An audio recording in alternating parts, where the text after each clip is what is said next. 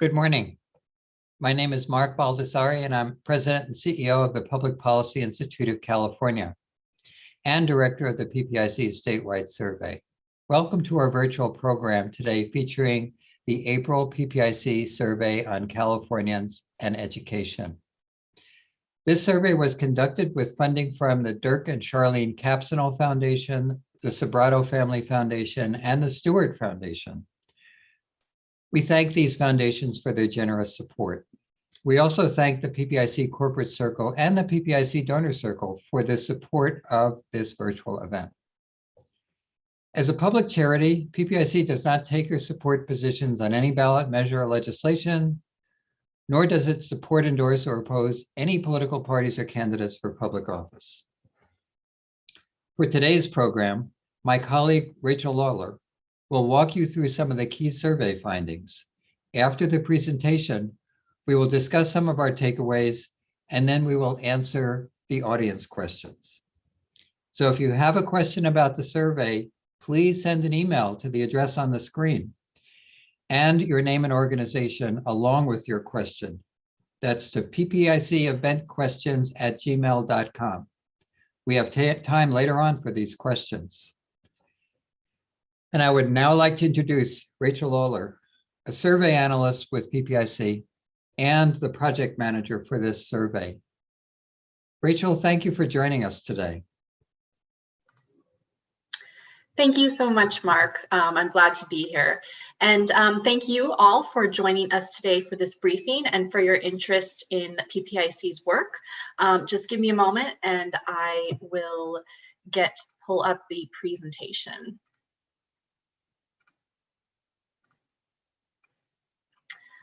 Okay, so before we begin, I would just like to acknowledge the co-authors of this report, which includes Mark, as well as Dean Bonner and Deja Thomas. And I would also like to echo Mark's sentiments about our funders and thank them as well, the Dirk and Charlene Capsino Foundation, Sobrato Family Foundation, and the Stewart Foundation. As Mark mentioned, this survey is part of our Californians and Education series, which is now in its 17th year.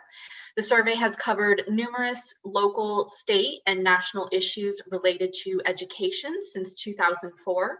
And for those of you who might be joining us for the first time and are unfamiliar with the PPIC statewide survey, its mission is to provide timely, relevant, nonpartisan data on political and economic opinions, which we hope will be used to help inform and improve state policy making, raise awareness, and encourage discussion.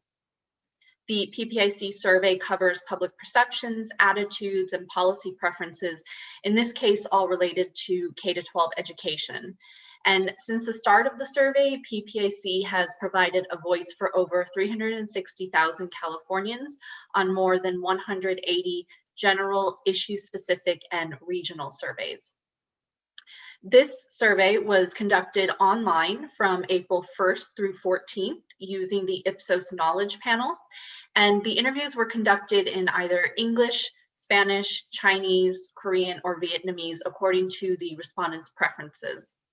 Our sample includes over 1,600 California adults and 1,104 of those respondents who we have identified as likely voters.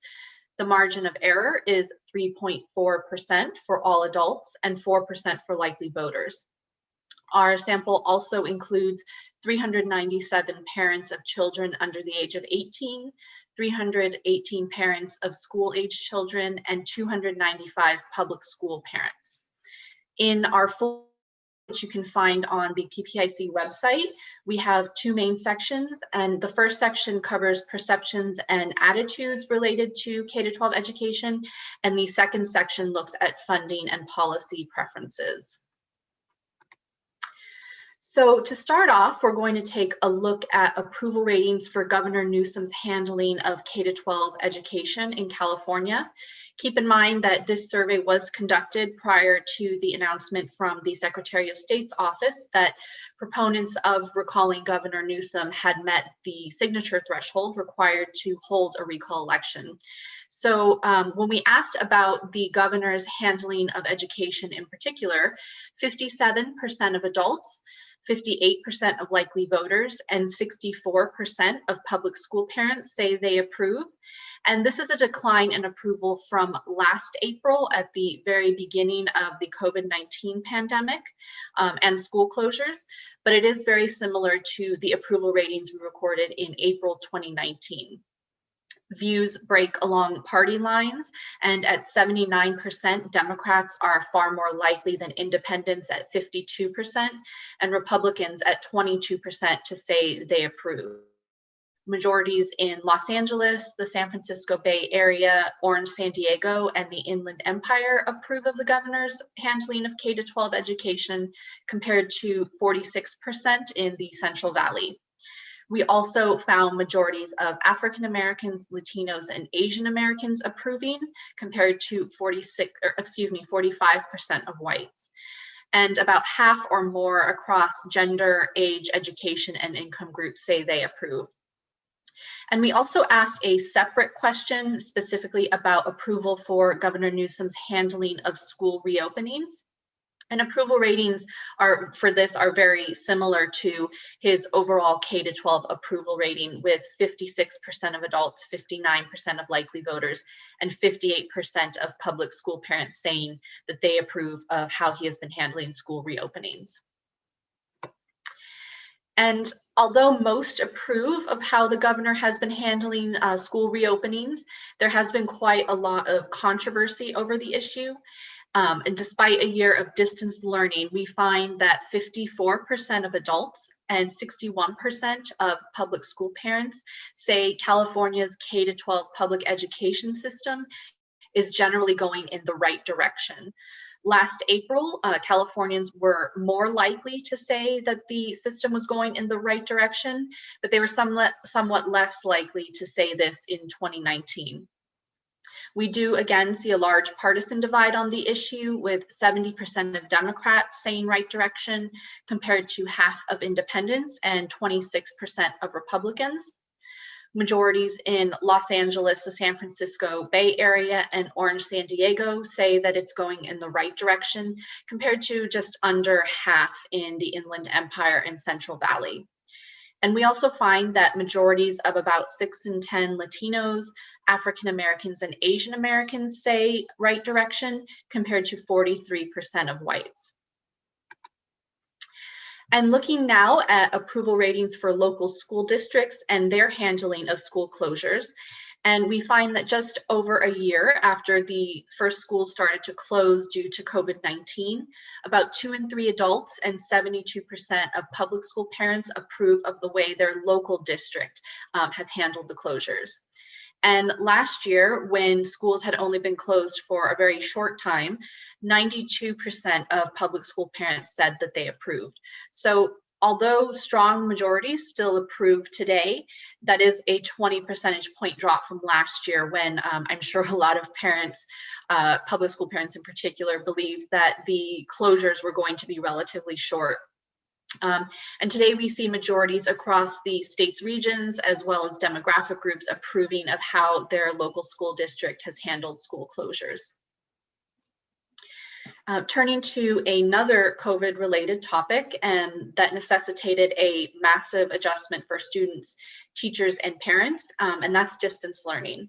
So we asked public school parents how satisfied they have been with their ability to provide a productive learning environment in their home during the pandemic.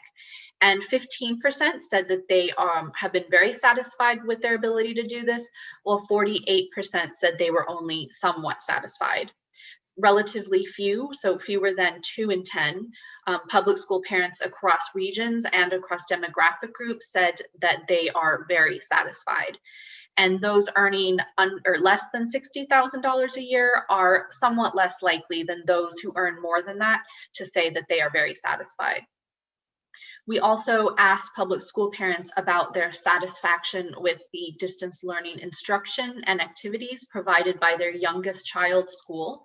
And again, we see somewhat tempered satisfaction, with 2 in 10 saying they're very satisfied with the instruction and activities, and 42% saying they're only somewhat satisfied. We do see some differences emerge across demographic groups, with women more likely than men, Latinos somewhat more likely than whites, those who are aged 18 to 44 somewhat more likely than those who are older than that, and those earning under $60,000, or excuse me, more than $1,000 a year being more likely than those who earn less than that to say that they are very satisfied. And one of the biggest concerns that's been talked about among teachers and parents and our elected leaders is the potential that students are falling behind academically during the pandemic. So we asked Californians whether they believe children are falling behind, and if so, how much. And in the context of relatively few saying that they're very satisfied with distance learning, there is an overwhelming belief across the board that yes, children are falling behind academically. 86% of adults and 83% of public school parents think kids are falling behind.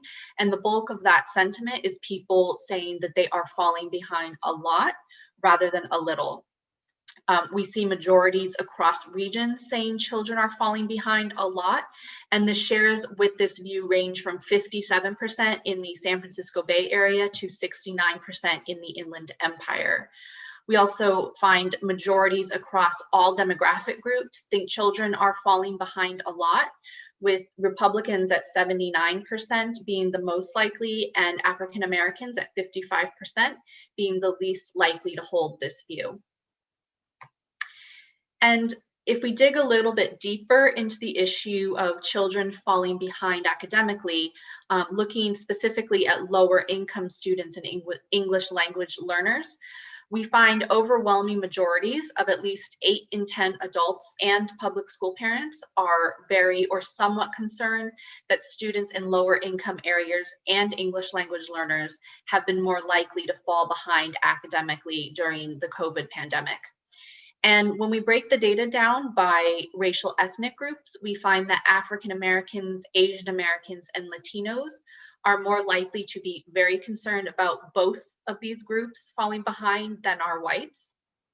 And among partisan groups, we find that Democrats and independents are more likely to be very concerned than are Republicans. Regionally, we find about 4 in 10 or more in the San Francisco Bay Area, Los Angeles, Inland Empire, and Orange, San Diego, saying they are very concerned about lower income students falling behind, while 34% in the Central Valley hold this view. And in terms of English language learners, about 1 in 3 in the Inland Empire and San Francisco Bay Area and Los Angeles are very concerned, compared to around 1 in 4 in Orange, San Diego, and the Central Valley. And also the share who are very concerned about either group falling behind increases as educational attainment rises. So turning now to Californians' views on the reopening of K-12 schools. And when we asked what they think schools in the state should be doing to deal with the pandemic, 53% of adults and 48% of public school parents think schools should be partially reopened, while 28% of adults and 27% of public school parents think they should be completely reopened. Fewer, so only 19% of adults and a quarter of public school parents think schools should remain closed or online only. And we do see some differences of opinion across partisan groups. 64% of Democrats and 53% of independents saying schools should be partially reopened, while 56% of Republicans say schools should be completely reopened. Majorities of residents in Los Angeles, the San Francisco Bay Area, and the Inland Empire think schools should be partially reopened, compared to slightly less than half in Orange, San Diego, and the Central Valley who hold this view. And among racial ethnic groups, majorities of African Americans, Asian Americans, and Latinos say schools should be partially reopened, compared to 47% of whites. And lastly, about half or more across the other demographic groups also say that schools should be partially reopened. And we also asked a separate question about the pace of school reopenings, and 43% of adults and 41% of public school parents say schools in their community are opening at about the right pace. 35% of adults and 37% of public school parents say they are not opening quickly enough, and 20% of adults and 21% of public school parents say they are opening too quickly. And in recent months, the US Department of Education announced that despite requests from numerous states for a blanket waiver due to the pandemic, state standardized tests will be required this year. And with the end of the school year quickly approaching, about 3 in 4 adults and public school parents are in favor of conducting year-end state testing this spring to measure the pandemic's impact on student learning. On the other hand, 23% of adults and public school parents are opposed to testing this spring. And this, for a little bit of context, compares to about half of public school parents nationwide who are in favor of testing, according to a February National PTA year-end assessment survey. There's widespread support for conducting testing, and we find strong majorities across racial ethnic groups are in favor, with 83% of Latinos, 70% of Asian Americans and whites, and 68% of African Americans saying that they favor state testing this spring. Additionally, 7 in 10 or more across the state's major regions are in favor. And while overwhelming majorities across demographic groups are also in favor, the shares that hold this view increase with age, but they decrease as education and income levels rise. And looking beyond the spring to the fall and the beginning of the 2021-2022 school year, despite many schools being at least partially open now, 6 in 10 adults and 2 in 3 public school parents are either very or somewhat concerned that K-12 schools will not be open for full-time in-person instruction this fall. 38% of Republicans are very concerned that schools will not be open, and they are much more likely than the 25% of independents and 17% of Democrats to hold this view. Majorities across regions are concerned about this, with at least 2 in 10 saying that they are very concerned. And similarly, at least 2 in 10 among racial ethnic groups and across gender, income, and home ownership groups are very concerned.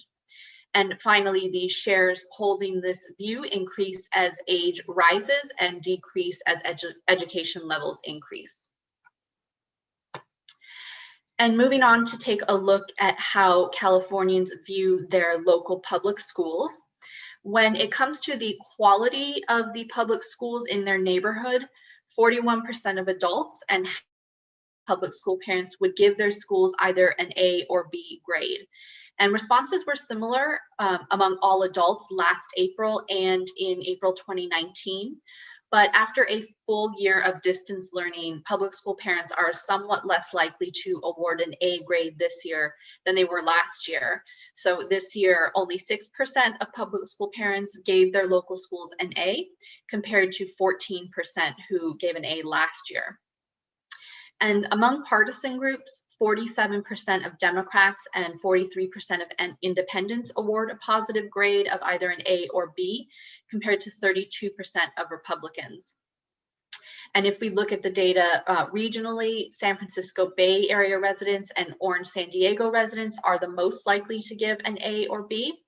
And among racial ethnic groups, we see that about 4 in 10 Asian Americans, Latinos, and whites award their local schools an A or B, compared to 29% of African Americans. And lastly, we also find that positive views of local schools increase as income levels rise. And this last year of school closures and distance learning has caused many parents across the state to consider different schooling alternatives and options for their children.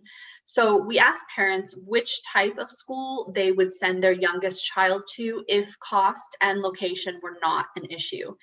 And 42% of parents said they would choose a private school, 31% said a traditional public school, 14% chose a charter school, and 13% said they would choose a religious school. So this is an increase of 7 percentage points since the last time we asked this question in 2019 in the share of parents who are choosing a private school. And it's also a slight decrease of 6 percentage points in the share choosing a traditional public school. Private schools are now the top choice for parents compared to 2019 when public schools had a slight edge over private schools. And today we see a preference for private schools that is higher among independents than among Democrats and Republicans. And across regions, this preference is highest in the San Francisco Bay Area. Similar shares of around 4 in 10 Latinos and whites would choose a private school, but whites are as likely to choose a public school as they are a private school. And a preference for private schools increases as age, education, and income levels rise. So in the context of the ongoing challenges California's K-12 public education system is facing, continuing to face as a result of the pandemic, when asked about the current levels of state funding for their local public schools, 49% of adults, 53% of likely voters, and 51% of public school parents say current funding is inadequate. And similar shares have held this view for the past couple of years. Today, 60% of Democrats and 45% of independents say that current levels of funding are not enough, while 39% of Republicans say that the current level of state funding is just enough. Majorities in the San Francisco Bay Area and Los Angeles think that funding is inadequate, while 45% in the Central Valley and 44% in the Inland Empire and Orange San Diego hold this view. And finally, similar shares of around half across racial ethnic groups and all the other demographic groups that we capture as well say that current levels of state funding are not enough. And in December, Governor Newsom released his master plan for early learning and care, California for All Kids, which includes the goal of universal preschool for all 4-year-olds and income-eligible 3-year-olds in the state. And when asked if the state should or should not fund voluntary preschool programs for all 4-year-olds, 2 in 3 adults and about 8 in 10 public school parents say that it should, while 3 in 10 adults and 17% of public school parents say that it should not. There are substantial differences in views among partisan groups, with 82% of Democrats and 63% of independents in favor of state-funded preschool, compared to 57% of Republicans who are opposed. And at 84%, African Americans are the most likely among racial ethnic groups to say that the state should fund preschool programs, followed by 81% of Latinos, 63% of Asian Americans, and 57% of whites. And majorities of at least 6 in 10 or more across regions and across demographic groups are in favor, but the shares in favor decline as income increases. So now, in addition to the findings shared today, I wanted to highlight some other key areas and findings covered by the survey that are in the full report, but that we did not cover in the webinar.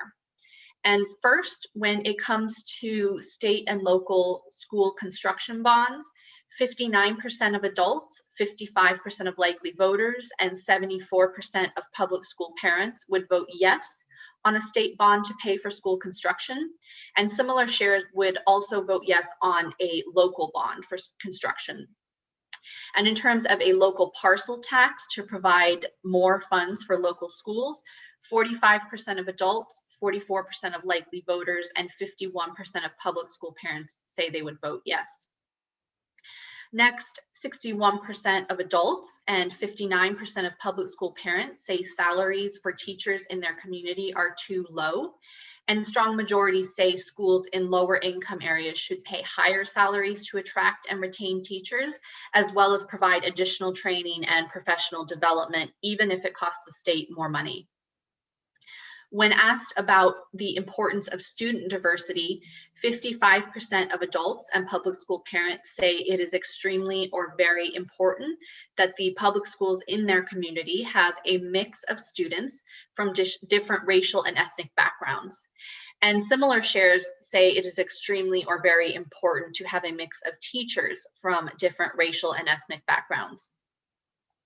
And after reading a brief description of the local control funding formula, about 7 in 10 adults and public school parents are in favor of the policy. And majorities of more than 6 in 10 think that the LCFF will improve the academic of lower income students and English language learners. And lastly, 55% of adults and 53% of public school parents think that it is very important that their local public schools include career technical or vocational education as part of the curriculum. And 78% of parents and 78% of parents and 82% of public school parents are very or somewhat worried about being able to afford a college education for their youngest child. So at this point, that concludes the presentation slides, but I would like to remind everyone in the audience to submit any questions or comments to the email listed on your screen, and that's ppiceventquestions@gmail.com. And please remember, if you are going to send in a question, to include your name and the organization that you are with. So with that, I will go ahead and turn it back over to Mark. Thank you so much for that briefing, Rachel. Very thorough, very comprehensive, and appreciate, the level of information that's provided at this key time about a key issue for Californians, education. Just want to mention a couple of things as we went through the findings together as with the survey team that impressed us. One was that Californians overwhelmingly feel that schools should reopen now, but the greater sense is that they should be partially reopened rather than fully reopened, and that tells us something about where people think we are in terms of the COVID crisis.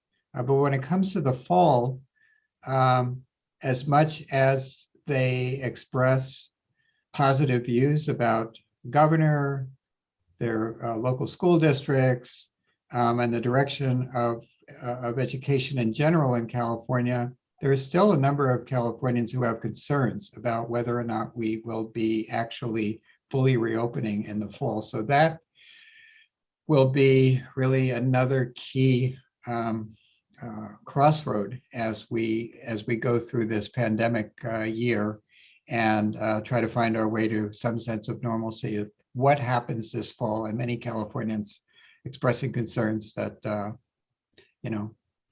maybe the schools won't be reopened.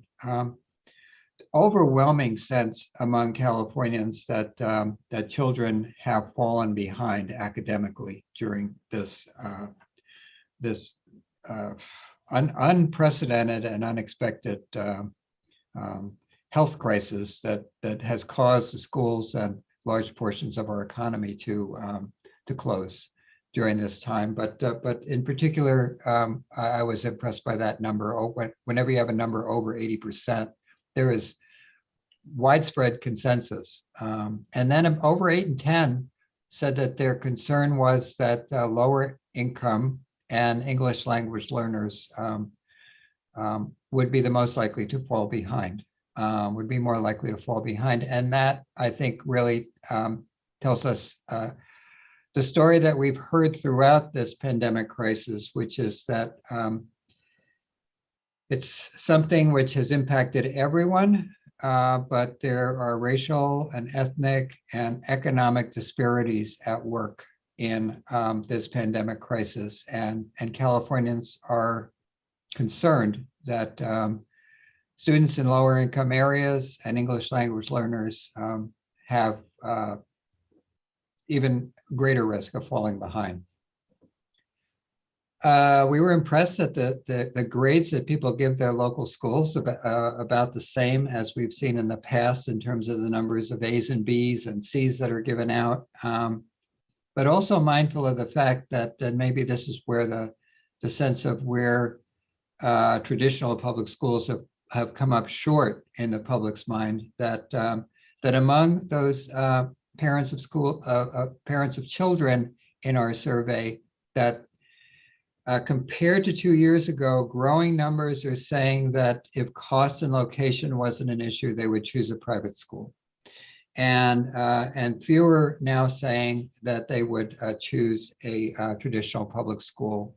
So there has been an impact in terms of how people view the ability of public schools compared to the private schools to adapt and adjust to this circumstance. And that's given them some pause for thought going forward about the choices of schools that they would make for their children. Last and not least, we hear a lot about all the funds that are are being provided to schools today by the state level. We heard the president speak last night about the federal funding that will find its way to the states, including California, for important government services. But it's noteworthy that about as many Californians as we've seen in the past saying that state funding is inadequate when it comes to their local public schools. About half saying that state funding is inadequate, and about half saying that they would support local or state school bonds. So I think that that there is still a sense that much more is needed in terms of resources than we're currently allocating to our schools. That's something we've seen in the past, and that's a view that still holds very strong, even in this day when we are giving a lot more attention and have the ability to provide a lot more in terms of our fiscal resources from the state level and the federal level to the local level for schools. So Rachel, we talked a little bit before we started the program when you and I were discussing about all that we've learned from this survey. Anything stand out in particular in terms of your learning about things that you maybe didn't know before about Californians in education? Yeah, I think one thing that really surprised me, and you've already touched on this a little bit, was the relatively positive ratings for local districts and their handling of school closures.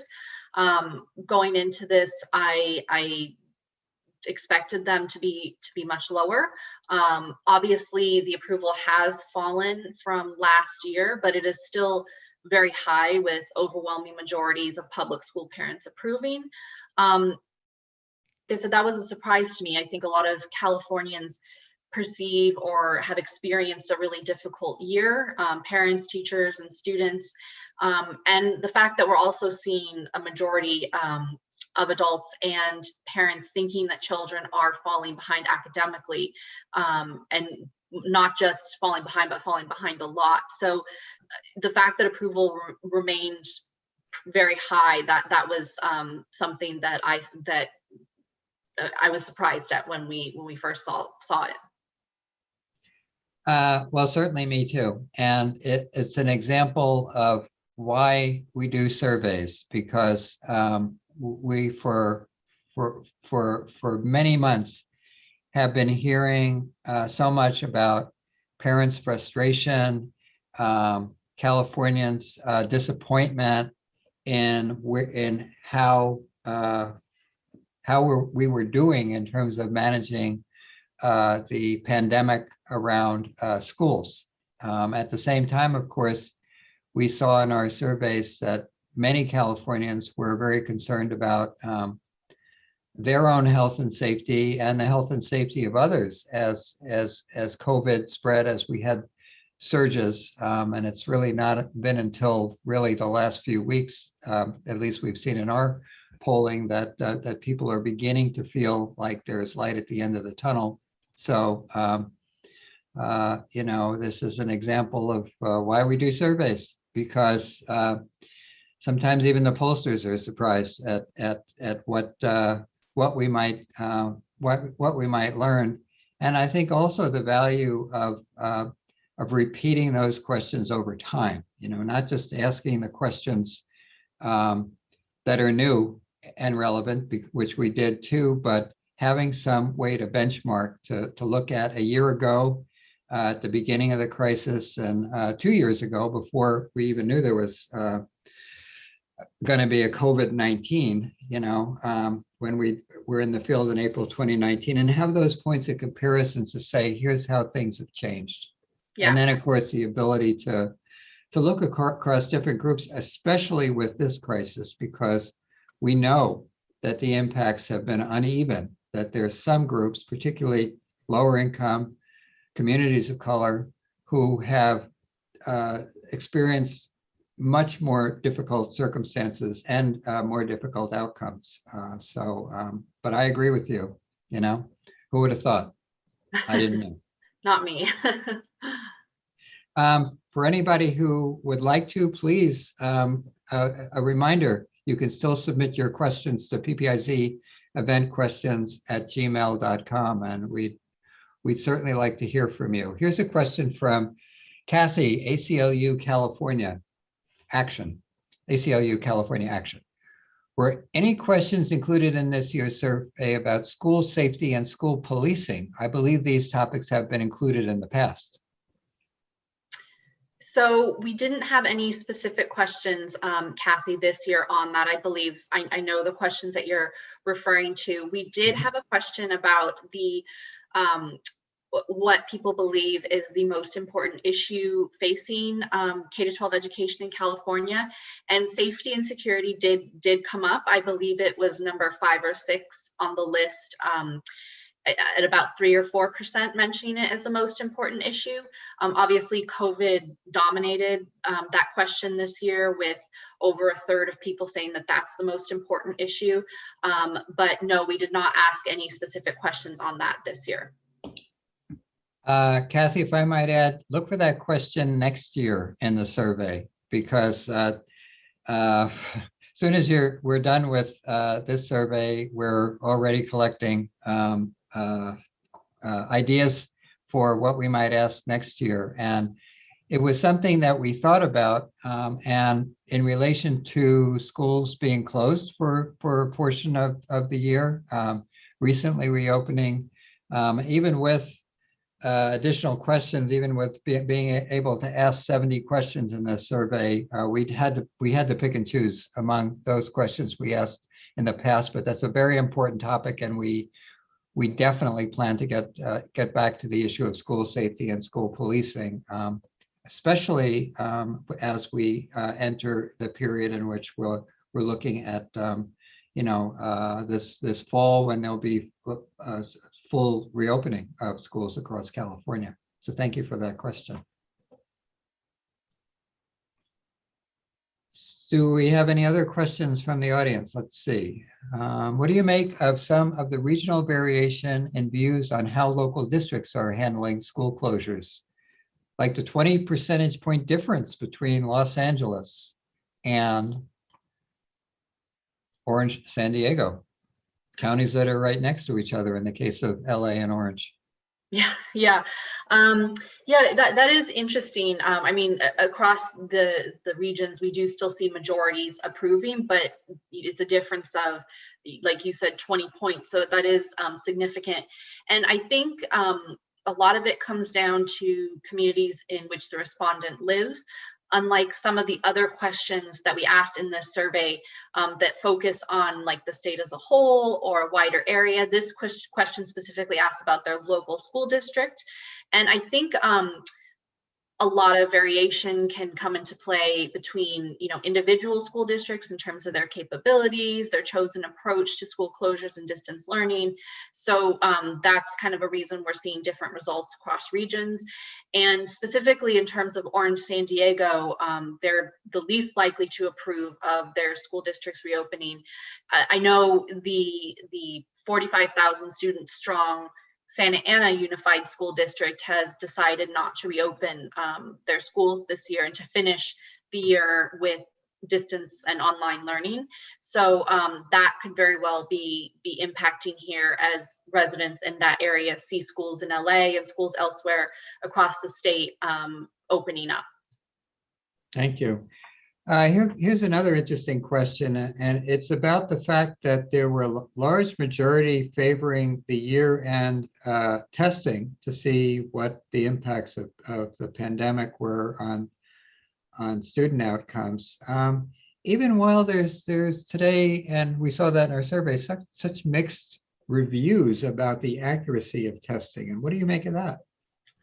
Yeah, so we didn't include, there's a question that we asked about how accurate of an indicator tests, standardized tests are. And like you said, Mark, we got a little bit of mixed reviews. And I think this goes back to the overwhelming belief that children are falling behind academically during COVID. The question that we asked about standardized testing specifically asks about conducting state testing to measure the pandemic's impact on student learning. So I think what you're seeing is a desire for some type of measurement and understanding of how far behind students may be, even if there's kind of a more general belief that standardized tests might not be the most accurate, or there's a little bit of hesitancy there. But I think there's a desire to have some measurement of where students are coming out of this pandemic. Last question from our friends in the audience. Could you talk about the online survey methods that were used this time, and any special considerations, or what did we learn about conducting a survey during a pandemic? Sure. So this is our third year conducting the Californians and the Education Survey online. And this year we actually added the options for the additional Asian languages for Chinese, Korean, and Vietnamese, in addition to English and Spanish.